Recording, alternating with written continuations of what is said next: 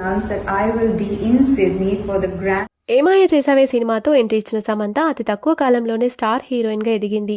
అంతేకాదు అత్యధిక పారితోషికం తీసుకున్న నటిగా సమంత తన సినీ కెరియర్ ని మార్చుకుంది. విడాకుల తర్వాత పర్సనల్ లైఫ్ లో ఎన్నో ఒడిదుడుకులను ఎదుర్కొంటూ కొన్నాళ్ల పాటు సోషల్ మీడియాకి సినిమాలకి బ్రేక్ ఇచ్చి విశ్రాంతి తీసుకుంది.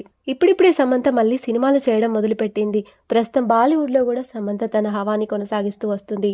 అయితే రీసెంట్గా సోషల్ మీడియాలో గత 2-3 రోజుల నుండి సమంత విడాకులకు సంబంధించిన ఒక వార్త నెట్టింట్లో హల్చల్ చేస్తుంది. నాగ చైతన్య సమంతల విడాకుల తర్వాత అక్కినేని కుటుంబం సమంతకి భరణం కింద దాదాపు 200 కోట్లు ఇచ్చేందుకు అంగీకరించారట. అయితే సమంత మాత్రం తన మాజీ భర్త నాగ చైతన్య నుండి ₹1 కూడా తీసుకునేందుకు ఒప్పుకోలేదట. విడాకుల టైంలో సమంత పిల్లల గురించి ప్లాన్ చేస్తున్నట్లు వార్తలు వచ్చాయి. ఇక సమంత విడాకుల తర్వాత భారీ మొత్తంలో భరణాన్ని తిరస్కరించిన మొదటి సెలబ్రిటీగా నిలిచింది.